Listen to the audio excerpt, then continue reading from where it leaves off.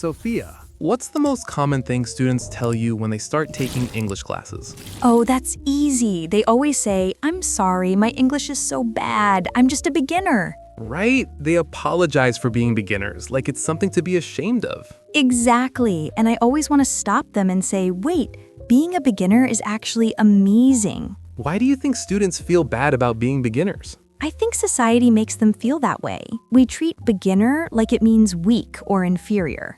But that's totally wrong, isn't it? Completely wrong. In my experience teaching, beginner students actually have some huge advantages that advanced students don't have. Really? What kind of advantages? Well, their brains are like blank slates. They haven't formed bad habits yet.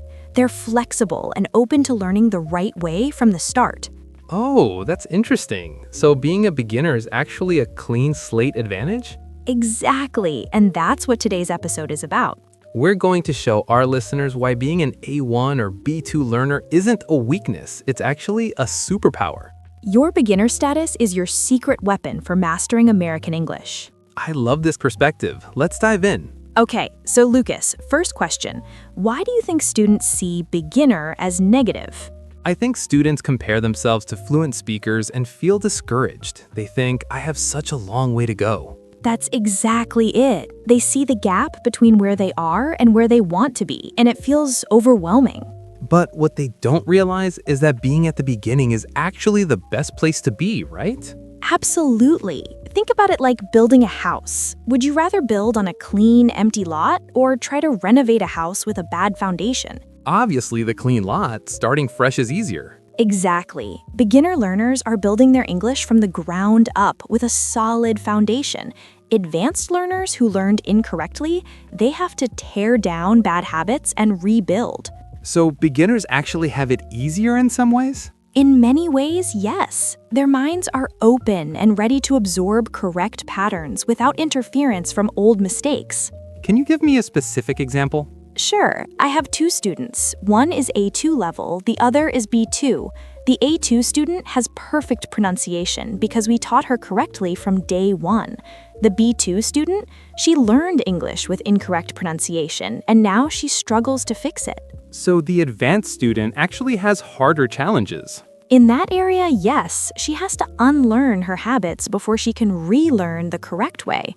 The beginner doesn't have that problem. Wow, so what you're saying is being a beginner means you can learn it right the first time. Exactly. You're not fighting against old habits. You're building new, correct habits from scratch. That's powerful. So what's the first superpower that beginners have? The first superpower is the ability to absorb the core rhythm and music of American English naturally. What do you mean by rhythm and music? American English has a specific rhythm, the way we stress certain syllables, the way our voice goes up and down, the melody of our sentences. This is super important. And beginners are better at learning this. Yes, because their brains aren't cluttered with complex grammar rules and vocabulary. They can focus on just listening and imitating the sounds. Can you explain this more? Why is a clear mind better for learning rhythm? Okay, imagine you're learning to dance. Is it easier to learn the basic rhythm first, or to learn complicated moves while also trying to understand the rhythm? Definitely learn the rhythm first. Exactly. Beginners naturally focus on the basic rhythm of English because they're not distracted by advanced grammar. They hear, "How are you?" and they copy that stress pattern automatically. But what about advanced learners? Don't they hear the rhythm too? They hear it, but their brains are busy processing grammar and vocabulary. They're thinking, okay, that's present tense, auxiliary verb, subject pronoun, and they miss the music. So they're too much in their heads. Exactly. Beginners learn more intuitively because they're not overthinking. They just listen and repeat. That's fascinating. Can you give me an example of how this rhythm matters? Sure. Take the phrase, "I wanna go." A beginner hears this and naturally says, "I wanna go," with the same rhythm.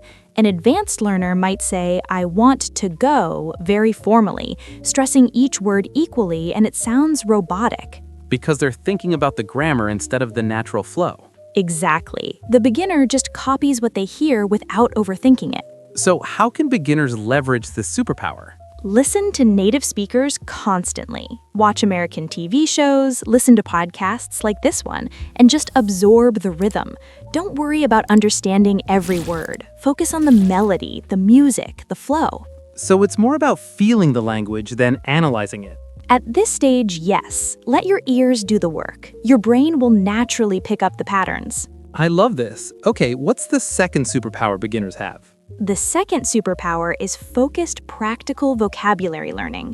What makes beginner vocabulary learning more powerful? At the A1-B2 level, you're only learning high-frequency, useful vocabulary, words you'll actually use in daily life. As opposed to what? As opposed to advanced learners who are learning obscure words they might use once a year. Beginners learn eat, sleep, work, happy, sad, words they use every single day. So every word they learn has immediate practical value. Exactly. There's no wasted effort. Everything you learn as a beginner, you'll use constantly. Can you give me examples of this practical vocabulary? Sure. Beginners learn things like, how much is this? Where's the bathroom? I need help. These are phrases that immediately improve their daily life. While advanced learners are learning what? Fancy words they don't need? Well, they're learning more specialized vocabulary, which is fine, but it's not as immediately useful. A beginner can survive and thrive with just 1,000 common words. Really? Just 1,000 words? Yes, studies show that the 1,000 most common English words make up about 80% of everyday conversation. So beginners who focus on these high-frequency words get huge returns on their effort. That's incredible. So beginners should focus on quality over quantity. Exactly. Don't try to learn every word in the dictionary. Focus on the words that matter most for daily communication. What's a good way to identify these high-frequency words? Learn from real conversations. Watch TV shows, listen to podcasts, pay attention to what words come up again and again. Those are your priority words. And this focused approach builds a strong foundation. Yes, it's like building a vocabulary bank that actually pays dividends. Every word you deposit gets used frequently, so the return on investment is huge. I love the banking metaphor. So what's the third superpower? The third superpower is building authentic conversational patterns from day one. What do you mean by authentic conversational patterns? I mean learning how Americans actually talk, not textbook English that nobody uses in real life. Oh, so there's a difference? Huge difference. Textbooks teach you how do you do, but Americans actually say what's up or how's it going. And beginners learn the real versions. They can if they have good teachers. The advantage beginners have is that they're not stuck with formal textbook phrases yet. They can learn authentic English from the start. Can you give me more examples of this? Sure, textbooks teach I am going to, but Americans say I'm gonna. Textbooks teach do you want to, but we say wanna. Beginners who learn these contractions from the start sound more natural. So they skip the formal stage and go straight to natural speech. Exactly. And this is easier for beginners because they have no preconceptions about what's correct. They just absorb what they hear. But what about grammar, though? Isn't formal grammar important? Grammar is important, but at the beginner level, learning natural patterns is more important than perfect grammar. You can refine the grammar later once the patterns are established. So patterns first, perfection later. Yes. For example, a beginner learns, I'm going to go to the store. They might not know why we say to the store instead of at the store, but they know the pattern works. And using that pattern correctly is more important than understanding all the grammar rules. For communication, absolutely. You can communicate effectively with patterns, even if you don't understand every grammatical detail. So how do beginners build these authentic conversational patterns? By listening and imitating real American conversations. Watch sitcoms, follow American YouTubers, listen to podcasts. Pay attention to common phrases and chunks of language, not individual words. What do you mean by chunks? Phrases that go together, like what's up? How's it going? No problem. You're welcome. These are chunks you learn as single units, not word by word. And beginners are better at learning these chunks. Yes, because they're not trying to analyze each word. They just accept what's up as a greeting and use it naturally. That's brilliant. So what should our listeners do to leverage these superpowers? Great question. Here are 3 concrete strategies you can start today. What's strategy number 1? Targeted listening practice. Spend at least 20 minutes every day listening to authentic American English, TV shows, podcasts, YouTube videos. What should they focus on while listening? Don't try to understand every word. Instead, focus on the rhythm, the intonation, the stress patterns. How do words flow together? What gets emphasized? What gets reduced? So they're training their ear for the music of English. Exactly. Your ear learns the patterns before your brain consciously understands them. What's strategy number 2? Focused imitation. After listening, choose one short phrase or sentence and repeat it exactly as you heard it. Match the rhythm, the tone, everything. And how many times should they repeat it? At least 10 times. You want it to feel natural in your mouth. You're building muscle memory for American sounds. And they should do this every day? Yes, pick one new phrase each day. In a month, you'll have 30 perfectly natural phrases that you can use automatically. Love it. What's strategy number 3? Practical application. Use what you learn immediately. If you learned "what's up" today, use it in a conversation, or at least say it out loud to yourself. Why is immediate use important? Because your brain needs to connect the phrase with real communication. If you just memorize without using, it stays theoretical. But when you use it, it becomes real language. So even just practicing alone counts? Absolutely. Talk to yourself, record yourself, write example sentences. The key is active use, not passive memorization. These strategies are so actionable. What mindset should beginners have while doing this? Stop apologizing for being a beginner. Instead, think, I'm in the perfect position to learn American English the right way from the start. Embrace the superpower. Exactly. Your beginner status isn't a weakness, it's a strategic advantage.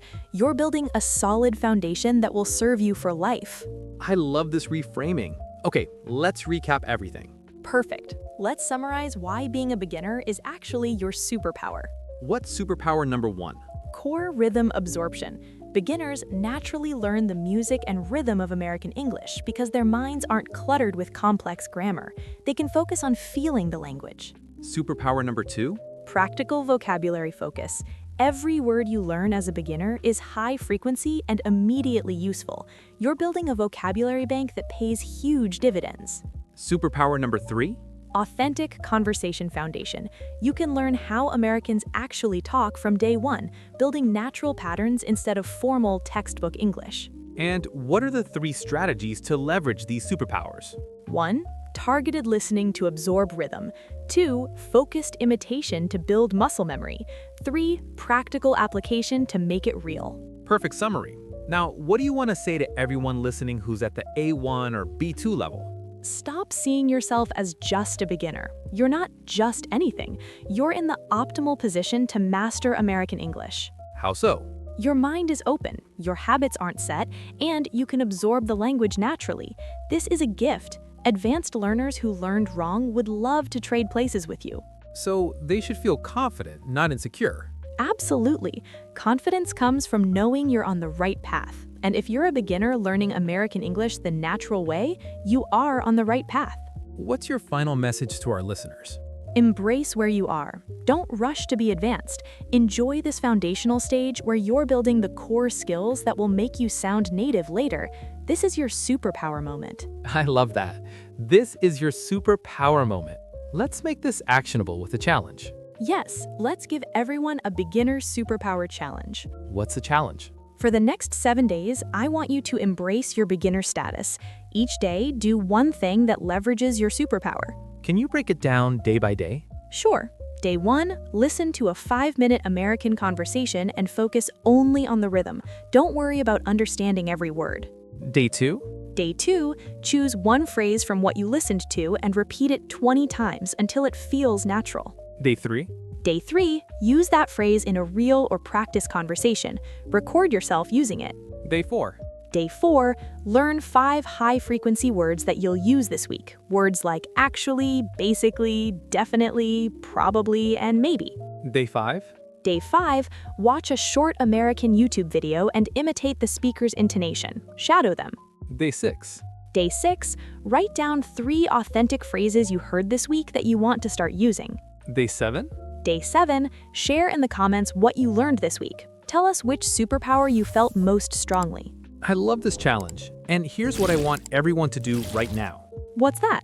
Leave a comment telling us your current level, A1, A2, B1, or B2, and one thing you're excited to learn about American English.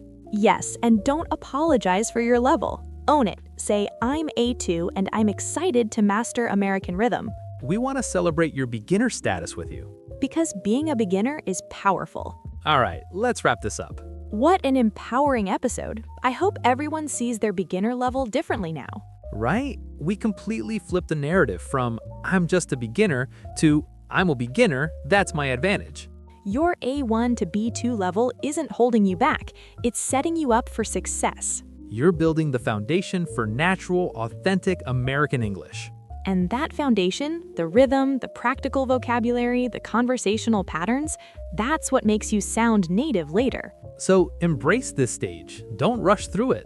This is where the magic happens. Remember, advanced learners with bad habits would love to be in your position, a blank slate ready to learn it right. Next week, we're talking about the power of consistency in language learning. We'll show you how small daily actions compound into massive results. Until then, own your beginner superpower.